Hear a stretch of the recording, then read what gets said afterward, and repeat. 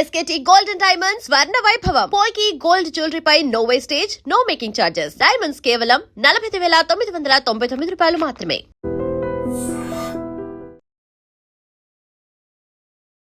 నమస్కారం, welcome to iDream. ధర్మ మార్గం విత్ విజిత కార్యక్రమానికి స్వాగతం.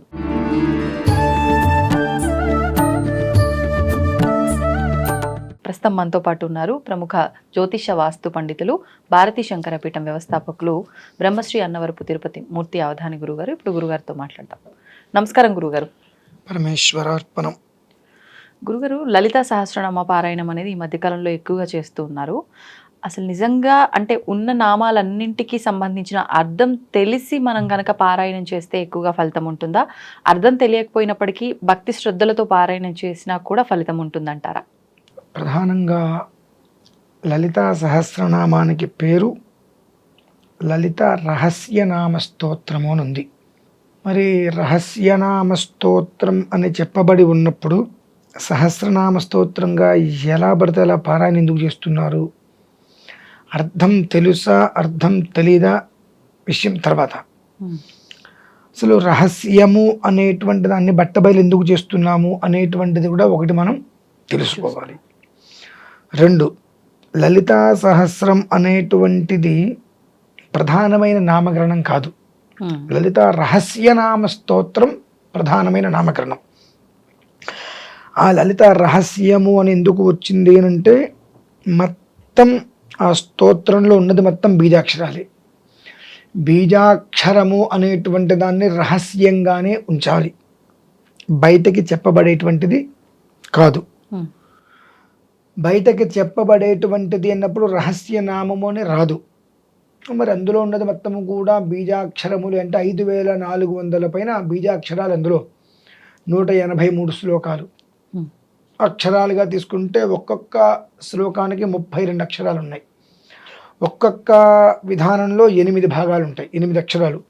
శ్రీమాత శ్రీ మహారాజ్ఞి 8 అక్షరాలు, శ్రీమత్ సింహాసనేశ్వరి 8, చిదగ్నికుండ సంభూత 8, దేవకార్య సముదిత 8, ఇలా 5,400 వరకు మనకు అక్షరాలు. 8 అనే సంఖ్య ఎందుకని గురుగారు? 8 అంటేనే చాలా గొప్పది అనేటువంటిది, ఐశ్వర్యం అనేటువంటిది 8 రకాలుగా ఉంటుంది. ఆ 8 రకాలుగా ఉండేటువంటి ఐశ్వర్యాన్ని ప్రసాదింపజేసేటువంటిది.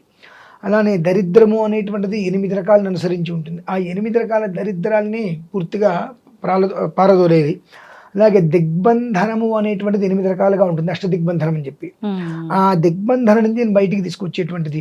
దారులు 8 రకాల దారులు ఉంటాయి. ఆ 8 రకాల దారులో ఏ దారి నుంచి వెళ్ళినప్పటికీ కూడా మన గమ్యం చేరాలి అనేటువంటి విధానం 8కి మూలం. ఓకే. కనుక మనకు అర్థం తెలిసిందా తెలీదా కాదు, ఆ చేసేటువంటిది మనస్సుగా చేసామా లేదా అనేటువంటి విషయం ప్రధానంగా తీసుకోవాలి. ఆ పుస్తకం ఇలా పట్టుకున్నప్పుడు శ్రీమాత శ్రీ మహారాజ్ఞి అనేటువంటి దానికన్నా మనస్సులో చదువుకోవడం శ్రేయస్కరం, బయటికి చదవకుండా. రహస్యం అనేటువంటి పదం ఉంది కాబట్టి అసలు ఉపదేశం లేనిదే చదవకూడదు. ఓకే. ఉపదేశం లేనిదే చదవకూడదు. కానీ ఈ మధ్యకాలంలో కొనుక్కొచ్చుకొని బుర్రకి అనేక బుద్ధులు, అనేక ఆలోచనలు, కాబట్టి మనం ఏం చెప్పినా వినరు, అర్థం చేసుకోరు. ఏదో ఒకరోజు ఆ కర్మ ప్రారంధం అనేటువంటి దెబ్బ తింటారు కదండి. ఆ తిన్నప్పుడు తెలుస్తుంది, ఆ రోజు మనం ఇది చేశాము అనేటువంటి విషయం తెలుస్తుంది. ఎందువల్లనంటే నిజం వేరు, నమ్మకం వేరు. ఆ రెండు ఒక చోట ఉన్నప్పుడు జీవితం అనేటువంటిది, ఎవరైతే కనుక పద్మపాదుడు అని ఆయన ఆదిశంకరాచార్య స్వామి వారి శిష్యుడు ఏటి అవతల ఉంటారు, ఇక్కడ ఆయన పేరు పిలిస్తే ఆయనకేంటి శిష్యుడి మీద నమ్మకం, నేను పిలిస్తే ఎక్కడి నుంచైనా వచ్చేస్తాడని. ఆయనకేంటి, నా గురువు ఆయన పిలిస్తే నేను ఎక్కడున్నా నాకు తెలుస్తుంది అని. ఆ నిజం నమ్మకం అనేటువంటిది ఒక చోట ఉన్నప్పుడు ఆయన పిలవగానే నది మీద పరిగెత్తుకుంటూ వస్తుంటే ఆ లోపల నుంచి పద్మాలు వికసించి ఆయన పాదాలు నీళ్ళలో పడకుండా అవి తీసుకొచ్చి ఇవతల ఒడ్డుకు చేరుస్తాయి. ఆ రెండు ఒకే చోట ఉంటాయా? ఉండవు. ఎందువల్లంటే కర్మలు అనేక రకాలుగా ఉంటూ ఉంటాయి. ఉండాలి అనుకున్నా ఏదో ఒక కారణం చేత ఉండకుండా ఉండడానికి ఎక్కువగా చేస్తూ ఉంటుంది. కనుక కొన్ని ప్రారబ్ధ కర్మవశాత్తు మనం బయటికి చదివినప్పుడు దాని యొక్క ఫలితాలు మనం తీసుకోలేం. ఉపదేశం లేకుండా అసలు చదవకూడదు. అదొకటి మనకు ఉండాలి. మనం ఉపదేశం తీసుకోలేదు కాబట్టి మనం చదవద్దు, విందాం. చదవవలసిన స్థితి వచ్చింది, మనస్సులో చదువుకుందాం. రహస్యం ఉన్నారు కాబట్టి పెదాలు కదలకుండా పేపర్ చదువుతున్న రీతిలో మనం చదువుకుందాం. అంటే ఉపదేశం లేనప్పుడు ఇలా చదివితే తప్పులేదంటారా?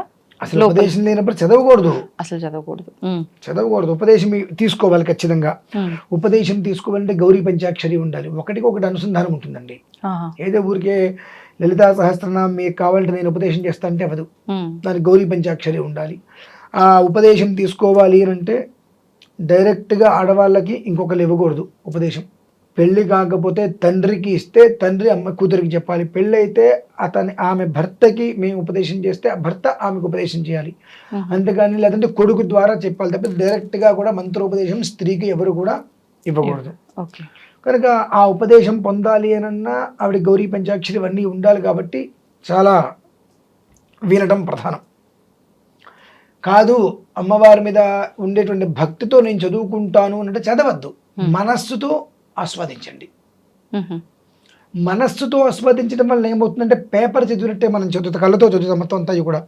ఈ కళ్ళతో చదవటం వల్ల ఏమవుతుంది అంటే రహస్యకృతంగా ఉండేటువంటి ఒక యుక్తిని మనం దాటినటువంటి దోషం రాదు పొరపాటున కూడా. 2, అందులో ఉండేటువంటి స్వరాక్షర పదవృత్త వర్ణాలు ఏవైతే ఉన్నాయో అవి తప్పు చదివినటువంటి పాపం రాదు. మనస్సు కుదుటపడుతుంది. కాబట్టి ఆ కళ్ళతో దాన్ని చదివే ప్రయత్నం చేయండి మినహాయిస్తే అర్థం తెలుసుకోవాలా వాటితో పనే లేదు. దాని జోలికి వెళ్ళకపోవడం ఉత్తమం. వెళ్ళాము అనేక కొన్ని శ్లోకాలు ఉంటాయి. ఆ శ్లోకాలు తీసుకుని చేసే విధానం ఒకటి ఉంటుంది. అలా కాదు 183 శ్లోకాలు చేద్దాం అనుకున్నప్పుడు మనస్సుతో పారాయణ చేసుకుంటే తృప్తి కలుగుతుంది. తృప్తి అనేటువంటిది ఎక్కడైతే కలుగుతుందో నిజంగా మనకు ఆ ప్రాంతానికి అమ్మవారు వస్తుందండి. అది మనం గ్రహించుకొని దాన్ని అనుసరించి ముందుకు వెళ్ళినట్లయితే మనం ఇది కావాలి అని కోరవలసిన అవసరం ఉండదు, అది వచ్చేస్తుంది. ఆ వచ్చిన దాన్ని మనం తీసుకుంటున్నామా లేదా అనేటువంటి దాని మీద మనకి ధ్యాస ఉంటే ప్రశాంతమైన జీవితం అనేటువంటిది ఏర్పడుతుంది. అది మనం చూసుకోగలగాలి. ఇప్పుడు ఒకవేళ ఉపదేశం తీసుకోవాలి అని అంటే మొత్తం కాకుండా అందులోంచి ఏదో ఒక నామాన్ని తీసుకొని అలా చేసుకోవచ్చు అంటారా? మొత్తము చేయాలంటారా? అసలు ఉపదేశం కావాలంటే ముందు గౌరీ పంచాక్షరి ఉపదేశం ఉండాలిగా. ఆ గౌరీ పంచాక్షరి ఉపదేశం ఉంది కనీసం 1,00,000 సార్లు మనం దాన్ని జపం చేయగలగాలి. గౌరీ పంచాక్షరి చేస్తే పర్లేదు, అర్హత ఉంది, మనం ఇవ్వవచ్చు అనేటువంటి స్థితి ఉంటుంది. అసలు గౌరీ పంచాక్షరి అంటేనే చాలా మందికి తెలియదు. గౌరీ పంచాక్షరి అంటేనే చాలా మందికి తెలియదు. కానీ ఆ గౌరీ పంచాక్షరి అంటే ఏమిటో తెలియని వాళ్ళందరూ కూడా లలితా సహస్రనామాన్ని మైకి పెట్టుకొని పారాయణ చేస్తూ ఉండటం వలన దాని యొక్క వైబ్రేషన్ మనమైతే పాజిటివ్గా అయితే పుచ్చుకోలేం. నెగిటివ్ వస్తుందని నేను చెప్పను, పాజిటివ్ మాత్రం మనం తీసుకోలేం. ఏదో వాళ్ళు చూశారు, నువ్వు వీళ్ళ కోసమో వాళ్ళ కోసమో గొప్ప పేరు కోసమో మైకులో పెట్టి చదవడం మినహాయిస్తే అది ఎంత దోషమో మనం తెలుసుకోవాలి. రహస్యం అనేటువంటి చెప్పబడినప్పుడు దాన్ని రహస్యంగానే చెప్పగలగాలి. బయటికి చెప్పగలిగేటువంటి విధానాలు కొన్ని ఉంటాయి, అప్పుడు మాత్రమే దానికి అర్హత బయటికి చెప్పడానికి. ఎప్పుడు పడితే ఎప్పుడు ఎలా పడితే అప్పుడు నేను బయటికి, ఇప్పుడు నైమిత్తికం అని అంటారు, నవరాత్రులు ఇలా వచ్చినటువంటిప్పుడు అమ్మవారికి 1,00,000 కుంకుమార్చన చేస్తున్నాం అన్నప్పుడు దాన్ని బయటికి మనం ఉచ్చరిస్తాం. విడిగా నిత్య జీవితంలో దాన్ని బయటికి మనం ఉచ్చరించేటువంటి స్థితి మనకు అర్హత లేదు. అది తెలుసుకోగలిగితే బాగుంటుందండి. ధన్యవాదాలు గురుగారు. పరమేశ్వరార్పణం.